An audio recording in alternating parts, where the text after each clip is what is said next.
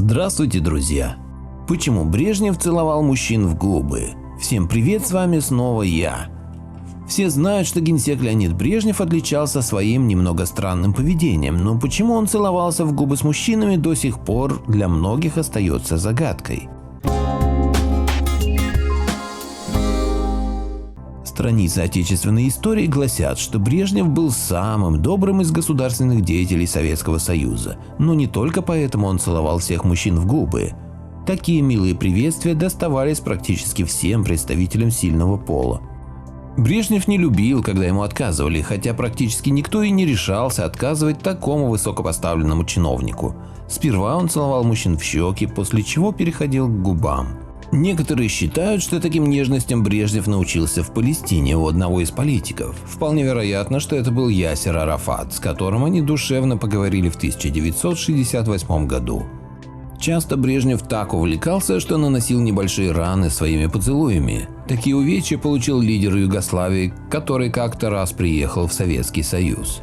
Примечательно, что Джимми Картер был одним единственным американским лидером, которого целовал Брежнев. Самым известным считается тот поцелуй, который достался Эрику Хонекеру. В то время он руководил ГДР. Кадр, на котором запечатлен такой момент приветствия, спустя некоторое время появился даже на Берлинской стене. Специалисты по граффити нарисовали его в качестве призыва к многонациональной дружбе. Брежнев с радостью целовал не только мужчин, но и представительниц противоположного пола. Одним из самых известных его приветствий считается поцелуй с Индирой Ганди. Проявление таких дружеских чувств тронуло индийского премьер-министра, поэтому соответствующий снимок даже висел в ее кабинете. Стоит отметить тот факт, что в свое время поцелуй Брежнева принес невероятную славу простой девушке, которая не была знаменитой, да и вовсе не имела никакого отношения к политике. Все случилось как раз в то время, как в Советский Союз начали ехать люди со всех стран. Прибыла в один день Энни Холман, преподавательница из Соединенных Штатов Америки. Девушка сблизилась с Брежневым, который растрогал ее своим выступлением. Учительница преподнесла ему цветы, а он в ответ всю ее зацеловал. На следующий день простая учительница проснулась знаменитостью. Хотя бывало и так, что от поцелуев предпочитали культурно отказаться. Одним из первых таких смельчаков был Николай Чаушеску, лидер Румынии. Он увернулся от поцелуя, а спустя некоторое время в прессе начали говорить, что он сильно критично относится к своей гигиене. Не смог Брежнев поцеловать и Маргарет Тэтчер, которая заявила, что в Великой Британии такого не делают. В 1974 году в Советский Союз впервые прибыл лидер Кубы, который был осведомлен о том, как Брежнев встречает своих гостей. Кубинский президент знал, что в случае поцелуя над ним будут смеяться на его родине, поэтому нашел оригинальный способ, чтобы не допустить такой нежности.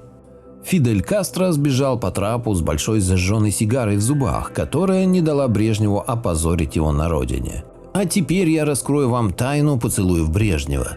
Первым мужчиной, которого Брежнев поцеловал в губы, был глава палестинской автономии Ясер Арафат, который прибыл с визитом в Союз в 1968 году. Генсек был восхищен этим человеком и был к нему очень расположен. Еще во времена язычников существовала традиция, когда хозяин дома поил гостя вином из своего рта. Таким образом, он показывал, что в вине нет яда и его можно пить. Для арабов поцелуй с мужчинами – это показатель дружбы и доверия. Поэтому Ясер Арафат к такому поведению Брежнева отнесся доброжелательно. С этого момента началась история фирменных поцелуев Брежнева, по одному поцелую в обе щеки и третий контрольный в губы. Троекратные поцелуи Брежнева в народе получили название «Тройной Брежнев». Благодарю всех, кто подписался на мой канал и смотрит мои видео. Ссылка на статью в описании. Поделитесь моим видео в соцсетях с родными, друзьями и знакомыми. Люди имеют право знать все точки зрения. Всем спасибо за внимание, буду рад вас видеть на своем канале снова.